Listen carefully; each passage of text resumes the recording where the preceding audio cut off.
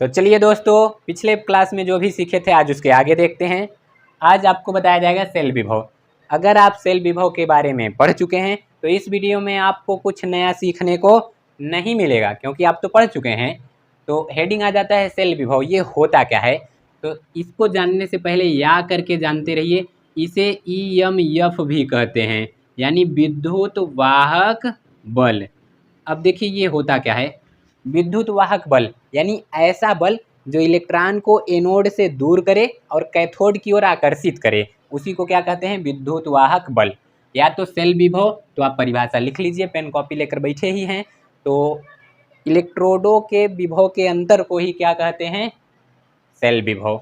ठीक, अब आप क्या करते हैं, जैसे ये एक खो पात्र है, इसमें जो है वो है एनोड, इधर दूसरा पात्र, इसमें जो इलेक्ट्रोड है ये है कैथोड। तो ये क्या है, एनोड, ये क्या है, कैथोड। तो इस पर कुछ विभव होगा और इस पर कुछ विभव होगा। इन्हीं दोनों विभव के अंतर को ही क्या कहते हैं, सेल विभव। अब सेल विभव को इसको प्रदर्शित किससे करते हैं, तो ई सेल से। अब अगर यही शब्द आ जाए मानक सेल विभव, मानक सेल विभव, तो मानक सेल विभव के लिए इसके लिए क्या हो जाएगा, कंडीशन आपको याद है, तापमान कितना 25 डिग्री सेल्सियस, और यहाँ पर दाब कितना, तो दाब 1 वायुमंडली यानी 1 ATM, और यहाँ पर विलयन की जो सांद्रता रहेगी वो सांद्रता कितनी, 1 मोलर, ये हो जाएगा। तो देखो सेल विभव को किससे प्रदर्शित करते हैं, ई सेल से। मानक सेल विभव को तो ई नॉट सेल से, यानी जहाँ नॉट शब्द लगा रहे उसका सीधा सा मतलब है मानक शब्द को वो बता रहा है। तो सेल विभव ई सेल। उसी को दूसरा नाम क्या है, इलेक्ट्रोमोटिव फोर्स, यानी विद्युत वाहक बल। इलेक्ट्रॉनों को एनोड से दूर करने और कैथोड की ओर आकर्षित करने वाला बल क्या कहलाएगा, विद्युत वाहक बल। अब ये ज्ञात कैसे करते हैं वो जान लेते हैं। तो इस वीडियो में हम देखेंगे मानक सेल विभव कैसे ज्ञात करते हैं। तो ई सेल बराबर एक सूत्र होता है, ई नॉट कैथोड माइनस में ई नॉट एनोड।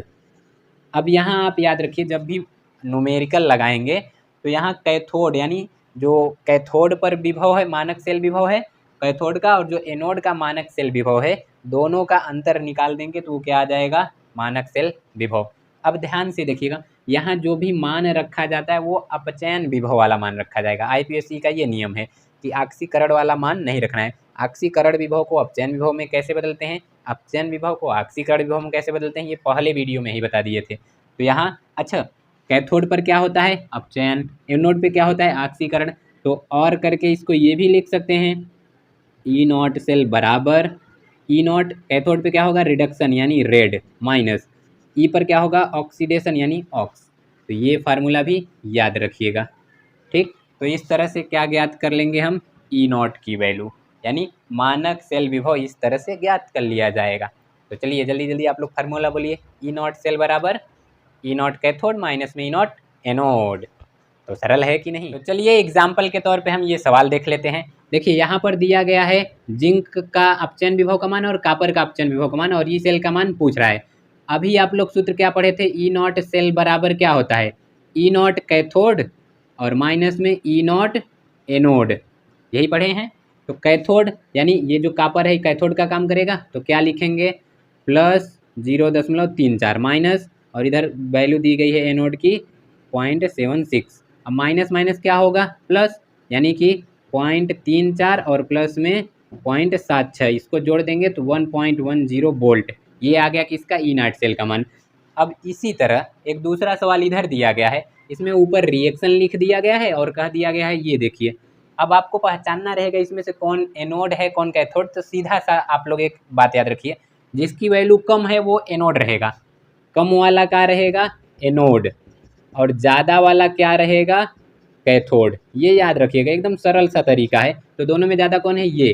तो सूत्र क्या होता है, ई नॉट सेल बराबर कैथोड, यानी कि ये हो जाएगा प्लस 0.85 माइनस एनोड, तो इसका मान कितना दिया है, प्लस 34। अब प्लस माइनस क्या होगा, माइनस होगा, यानी 0.80 माइनस में 0.34 घटा देंगे तो यहाँ पर क्या हो जाएगा, 10 में से 4 गया 6, 7 में से 3 गया 4, तो पॉइंट इतना वोल्ट। ये किसका मान आ जाएगा, ई नॉट सेल का। ठीक, तो आप हर कंडीशन में बस याद रखिएगा, यहाँ जो मान रखा जाता है वो हमेशा अपचयन विभव वाला मान रखा जाएगा, अपचयन विभव यहाँ देख रहे हैं ना, प्लस से प्लस गायब, प्लस से प्लस गायब, यानी अपचयन हो रहा है। तो ये जो विभव दिया है वो अपचयन विभव है। और कैथोड एनोड पहचानना रहेगा, तो जिसके विभव का मान कम वो एनोड, जिसके विभव का मान ज़्यादा वो कैथोड। तो आई होप आप सबको सेल विभव अच्छे से समझ में आया होगा।